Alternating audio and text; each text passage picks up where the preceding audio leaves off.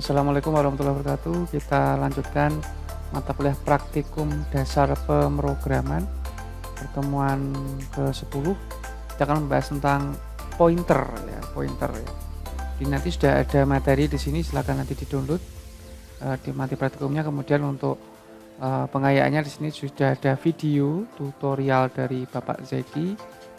Nanti silakan dibuka. Kemudian ada beberapa lagi video dari tempat lain, dari channel yang lain untuk memperjelas apa pointer itu seperti apa ya. Untuk kali ini saya akan praktekkan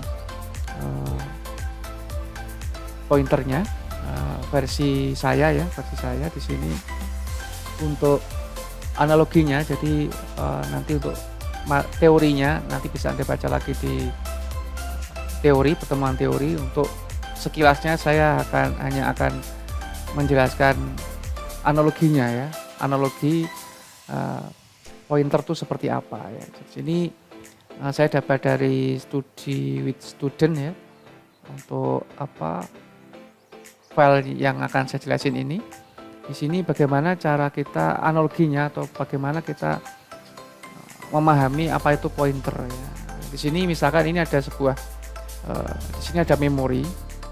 Memori itu berarti kalau di laptop atau PC kita sebagai itu ya RAM atau ya, random access memory ya, RAM itu dianalogikan sebagai wilayah atau daerah. Jadi misalkan di sini ada RAM-nya.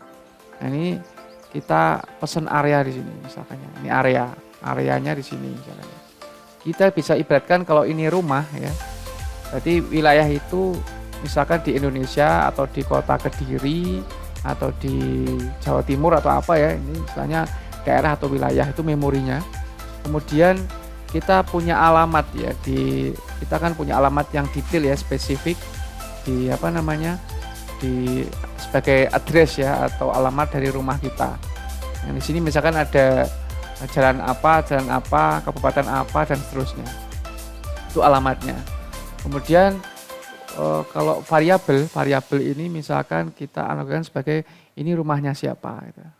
Ini rumahnya siapa, rumahnya saya atau rumah Anda itu ya, silakan. Kemudian nilainya atau value-nya itu sesuatu yang ada di dalam variabel di sini ya. Nah, itu berarti misalkan Budi, misalkan dia tinggal masih seorang diri ya. Kalau variabelnya itu namanya rumah Budi, berarti nilainya itu di dalamnya ada Budi. Rumah Budi ini ada di mana? Ada di addressnya ada di mana? Ada di memori ya, gitu ya. Itu sekilas untuk analoginya.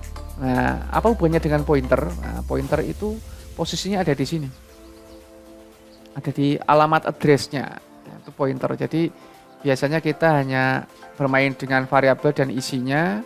Ya, sekarang kita kalau berkaitan dengan pointer itu berarti berkaitan dengan alamat dari variabel itu gitu. Alamat dari rumah Budi itu di mana tadi? Di sini. Berarti ini adalah variabel pointer.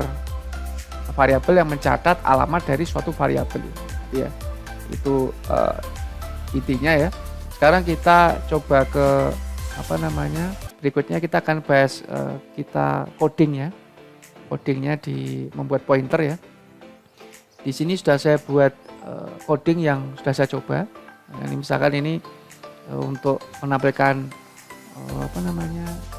pernyataan ya, cout pointer ya, kita belajar pointer. Kemudian di sini ada variabel biasa ini ya, tipenya integer, saya isi 5 ya. Nah, kemudian kalau saya ingin menampilkan isinya, ini saya isi 5 kan, kemudian ini misalkan ini saya tutup dulu. Nah, ini seperti ini ya. Ini coba saya simpan, kemudian saya build. Nah, yang seperti ini kan ya. Tadi kan saya isi 5 ya. Nah, isinya 5. Nah, gitu. Misalkan ini saya isi 15, saya simpan, saya build and run, isinya 15 ya. Ganti ya variabel. Jadi ini seperti rumah Budi tadi. Rumah Budi tadi itu A, 15 ini Budinya gitu ya. Nah, sekarang bagaimana kalau kita mau membuat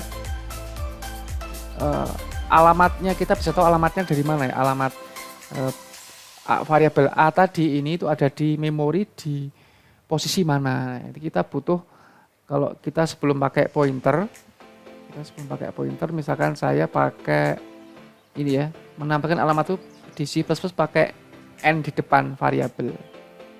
Nah, gini ya, ini saya simpan, saya coba jalankan, saya build and run. Nah ini bilangan heksadesimal. Heksadesimal apa maksudnya? Jadi A ini tadi itu berada di posisi ini gitu. Ya, ini nilai ini tidak akan sama dengan ketika Anda juga mengeksekusi file di laptop Anda ya. Jadi ini karena kita beda laptop, ini alamat dari variabel A. Ya, nanti mungkin di laptop Anda bisa berbeda, jadi tidak pasti 0x ini kalau di laptop saya ya. Ya, nanti itu berarti alamatnya heksadesimal, ini alamat dari variabel A. Nah, pointer itu menyimpan alamatnya. Nah, mengapa kok disimpan alamatnya? Jadi kalau disimpan alamatnya, tentunya kita bisa mengubah isinya tanpa harus kita akses atau kita ubah variabelnya, variabel A maksudnya ya, gitu ya. Jadi kita bisa memodifikasi nanti nilai variabelnya tanpa harus melakukan modifikasi di A. Nah, nanti kita, karena kita sudah tahu alamatnya gitu ya. Nah, gitu. Saya kembalikan lagi.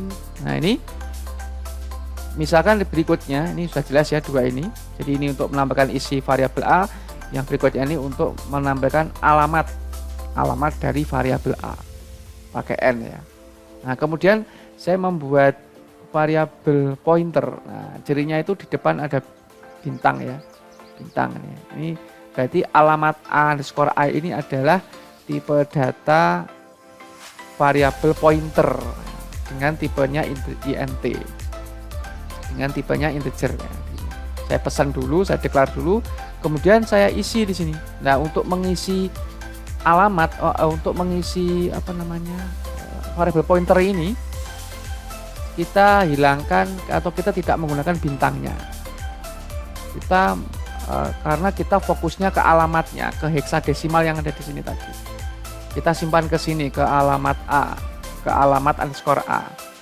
Ya, jangan lupa dideklarasikan dulu pakai bintang, kemudian untuk mengisi alamat kita hilangkan bintangnya atau kita nggak pakai bintangnya, kita langsung isi dengan alamat dari A yang tadi.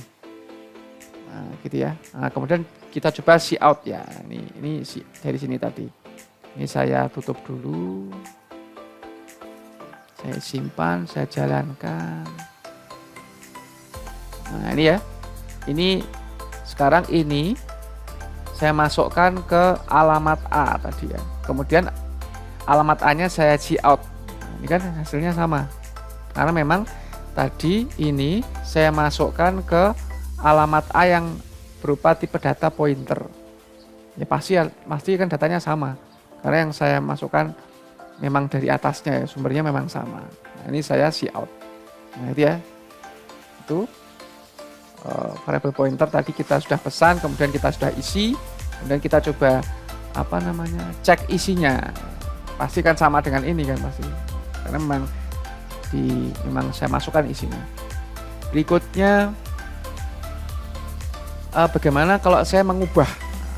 Tadi sudah tahu alamatnya, gunanya tadi kita bisa gunakan untuk merubah isi.